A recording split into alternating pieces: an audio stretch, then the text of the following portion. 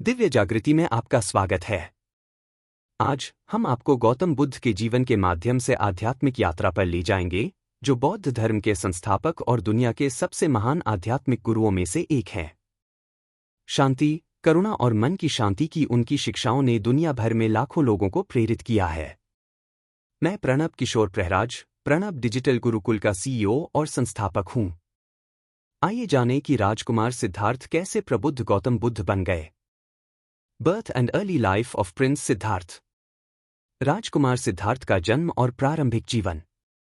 राजकुमार सिद्धार्थ, जिन्हें बाद में गौतम बुद्ध के नाम से जाना गया, का जन्म 563 ईसा पूर्व में लुम्बिनी, वर्तमान नेपाल के हरे भरे बगीचों में शाक्य वंश के शाही परिवार में हुआ था। उनके पिता राजा शुद्धोधन कपिलवस्तु के शासक थे और उनकी मां रानी महामाया अपनी कृपा और धर्मपरायणता के लिए जानी जाती थी। किंवदंती के अनुसार सिद्धार्थ के जन्म से पहले रानी महामाया ने एक दिव्य सपना देखा था, जिसमें उन्होंने अपने गर्भ में 6 दांतों वाला एक सफेद हाथी देखा था। दरबारी ज्योतिषियों ने इस सपने की व्याख्या इस संकेत के रूप में की कि बच्चा या तो एक महान राजा, चक्रवर्ती बनेगा जो राष्ट्रों को एकजुट करेगा, या एक आध्यात्मिक नेता, बुद्ध, जो मानवता को ज्ञान की ओर ले जाएगा। उनके जन्म के दिन रानी महामाया देवदाह में अपने पैतृक घर जा रही थीं, लेकिन सुंदर लुम्बिनी उद्यान में आराम करने के लिए रुक गईं, जहां उन्होंने साल के पेड़ के नीचे खड़े होकर सिद्धार्थ को जन्म दिया। ऐसा कहा जाता है कि सिद्धार्थ के जन्म लेते ही उन्होंने 4 दिशाओं में 7 कदम उठाए और हर कदम पर कमल खिल गया, जो दर्शाता है कि उन्हें महानता के लिए नियत किया गया था। उनके जन्म के तुरंत बाद असिता नामक एक बुद्धिमान ऋषि ने महल का दौरा किया और भविष्यवाणी की कि बच्चा या तो एक शक्तिशाली शासक बनेगा या एक महान आध्यात्मिक शिक्षक। दुर्भाग्य से जन्म देने के 7 दिन बाद ही रानी महामाया का निधन हो गया और सिद्धार्थ को उनकी मौसी महाप्रजापति गौतमी ने प्यार से पाला, जिन्होंने उनके पालन पोषण और देखभाल की जिम्मेदारी ली। विशेषाधिकार और विलासिता के जीवन में पले बड़े होने के बावजूद सिद्धार्थ एक विचारशील और दयालु बच्चे थे। उन्होंने कम उम्र से ही एक गहरी बुद्धि, जिज्ञासा और संवेदनशीलता दिखाई। उनके पिता राजा शुद्धोधन उन्हें एक महान राजा बनाने की इच्छा रखते थे और उन्हें मानवीय पीड़ा की वास्तविकताओं से बचाते थे, यह सुनिश्चित करते हुए कि सिद्धार्थ महल की दीवारों के भीतर आराम और आनंद का जीवन जिए। सिद्धार्थ ने बेहतरीन शिक्षा प्राप्त की, तीरंदाजी, घुड़सवारी और दर्शन में उत्कृष्ट थे। उन्होंने वैदिक शास्त्रों में महारत हासिल की और राज्य कला, कूटनीति और शासन की कलाओं में प्रशिक्षित थे। भले ही वे धन और भोगविलास से घिरे हुए थे, लेकिन सिद्धार्थ को अक्सर बेचैनी का एक अजीब सा एहसास होता था। उनके दयालु स्वभाव और जीवन के उद्देश्य के बारे में गहन चिंतन ने एक आध्यात्मिक आह्वान का संकेत दिया, जो अंततः उन्हें महल की विलासिता से दूर गहन आत्मखोज की यात्रा की ओर ले जाएगा। सिद्धार्थ के शुरुआती जीवन में महल के द्वार से परे की दुनिया से गहरा अलगाव महसूस करते हुए वैभव में रहने के विरोधाभास की विशेषता थी। इस आश्रयपूर्ण जीवन ने परिवर्तनकारी यात्रा की नींव रखी, जिसने बाद में उन्हें दुख, नश्वरता और अस्तित्व के अंतिम सत्य की वास्तविकताओं के प्रति जागृत किया। Siddhartha's marriage and life in the palace. Siddhartha का विवाह और महल में जीवन। जैसे जैसे राजकुमार सिद्धार्थ गौतम बड़े होते गए, उनके पिता राजा शुद्धोधन ने उन्हें सांसारिक सुखों से जोड़े रखने और जीवन की कठोर वास्तविकताओं को जानने से रोकने का दृढ़ निश्चय किया। उन्हें शाही जीवन से और अधिक जोड़ने के लिए 16 वर्ष की आयु में सिद्धार्थ का विवाह राजकुमारी यशोधरा से हुआ, जो कोलिय वंश के राजा सुप्पबुद्ध और रानी पमिता की सुंदर और आकर्षक बेटी थी। यशोधरा न केवल अपनी सुंदरता के लिए प्रशंसित थीं, बल्कि अपनी बुद्धिमत्ता और भक्ति के लिए भी जानी जाती थीं, जिससे वह राजकुमार के लिए एकदम सही जोड़ी बन गई।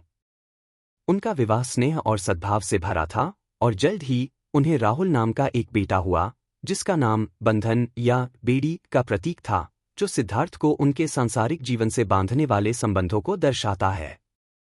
3 शानदार महलों में आराम और विलासिता से घिरे होने के बावजूद, जो विशेष रूप से अलग अलग मौसमों के लिए बनाए गए थे, एक गर्मियों के लिए, एक सर्दियों के लिए और एक बरसात के मौसम के लिए, सिद्धार्थ के दिल में असंतोष की भावना बढ़ती जा रही थी। उनका जीवन मनोरंजन, बढ़िया भोजन, संगीत और असाधारण सुखों से भरा हुआ था। ये सभी चीजें राजा शुद्धोधन ने सावधानीपूर्वक व्यवस्थित की थीं, ताकि सिद्धार्थ दुख की वास्तविकताओं से विचलित ना रहे। राजकुमार को बुढ़ापे, बीमारी और मृत्यु की दृष्टि से दूर रखा गया था और हमेशा खुश रहने का भ्रम बनाए रखने के लिए हर संभव प्रयास किया गया था। हालांकि बेजोड़ आराम में रहने के बावजूद सिद्धार्थ का मन अक्सर भटकता रहता था और उनका दिल खालीपन और लालसा की एक अडिग भावना से परेशान रहता था।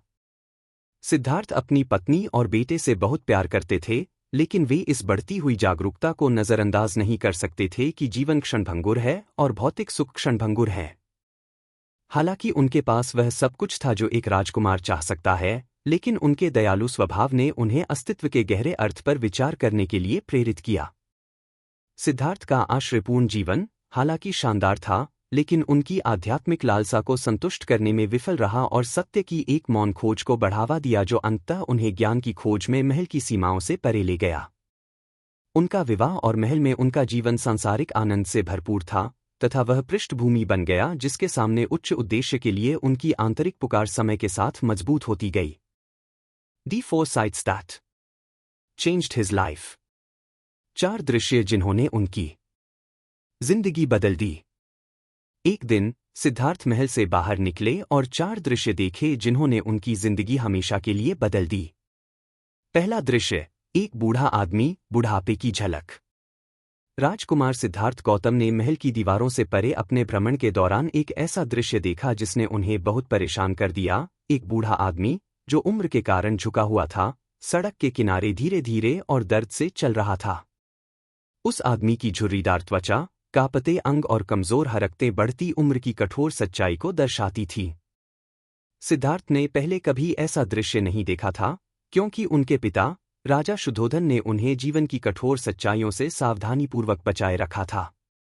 जब सिद्धार्थ ने बूढ़े आदमी को देखा तो वह अपने सारथी चन्ना की ओर मुड़े और पूछा, इस आदमी को क्या हो गया है? चन्ना ने समझाया कि यह बस उम्र बढ़ने का नतीजा है, जो समय बीतने के साथ सभी इंसानों के साथ होता है। सिद्धार्थ यह जानकर हैरान रह गए कि उम्र बढ़ना हर किसी के लिए एक अपरिहार्य नियति है, चाहे वह धन, स्थिति या शक्ति कुछ भी हो। इस मुलाकात ने सिद्धार्थ के मन में मोहभंग का पहला बीज बो दिया, क्योंकि उन्हें एहसास हुआ कि युवावस्था और जीवन शक्ति अस्थायी हैं और कोई भी व्यक्ति बुढ़ापे के अपरिहार्य प्रभावों से बच नहीं सकता है।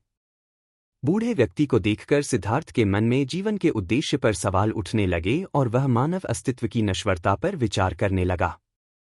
पहली बार उसे समझ में आने लगा कि सांसारिक सुख और आराम किसी को भी जीवन की वास्तविकताओं से नहीं बचा सकते। यह एहसास उसे जीवन और दुख के गहरे अर्थ के उत्तर खोजने के मार्ग पर आगे ले जाएगा। The second sight, a sick man, the harsh reality of suffering. दूसरा दृश्य, एक बीमार आदमी, दुख की कठोर सच्चाई। महल की दीवारों से परे एक और यात्रा पर राजकुमार सिद्धार्थ को एक ऐसा दृश्य देखने को मिला जिसने उन्हें और भी परेशान कर दिया। एक बीमार आदमी दर्द से कराह रहा था और दिखने में कमजोर था। वह आदमी संघर्ष कर रहा था, बीमारी के कारण होने वाली पीड़ा को सहते हुए उसका चेहरा पीड़ा से विकृत हो गया था। सिद्धार्थ, जो महल की सीमाओं के भीतर किसी भी तरह के दुख से सुरक्षित थे, ने पहले कभी ऐसी लाचारी नहीं देखी थी। इस दृश्य को देखकर हैरान होकर सिद्धार्थ अपने सारथी चन्ना की ओर मुड़े और पूछा, इस आदमी को क्या हुआ है? चन्ना ने समझाया कि वह आदमी बीमार था, एक ऐसी स्थिति जो किसी को भी हो सकती है, चाहे उसकी स्थिति, उम्र या धन कुछ भी हो। सिद्धार्थ इस रहस्योद्घाटन से हैरान रह गए कि बीमारी जीवन का एक अपरिहार्य हिस्सा है।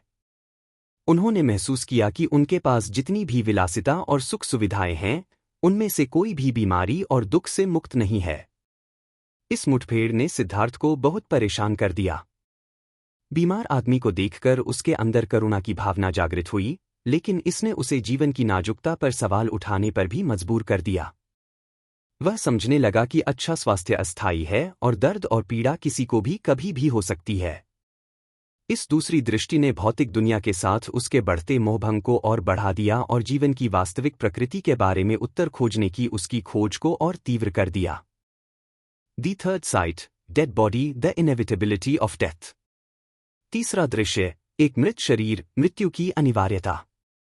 महल से बाहर अपनी तीसरी यात्रा पर राजकुमार सिद्धार्थ गौतम को सबसे अधिक कष्टदायक दृश्य देखने को मिला। एक मृत शरीर को शोकाकुल परिवार के सदस्य श्मशान घाट ले जा रहे थे। सांस और गति से रहित, बेजान शरीर जीवन की अंतिमता की एक कठोर याद दिलाता था।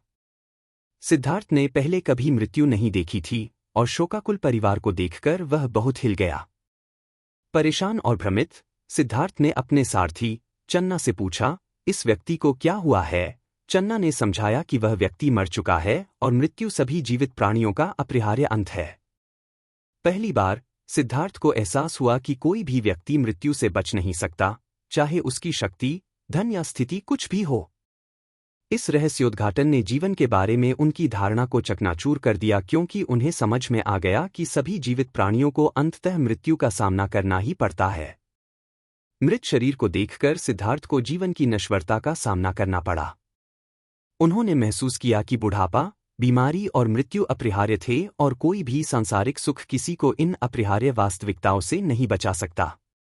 इस गहन मुठभेड़ ने सिद्धार्थ के मन में सवालों के गहरे बीज बो दिए, क्योंकि वह सोचने लगा कि क्या जन्म, दुख और मृत्यु के अंतहीन चक्र से बचने का कोई रास्ता है। इस अनुभव ने उसे अपनी आध्यात्मिक खोज की ओर आगे बढ़ाया ताकि वह ऐसा रास्ता खोज सके जो स्थायी शांति और मुक्ति की ओर ले जा सके।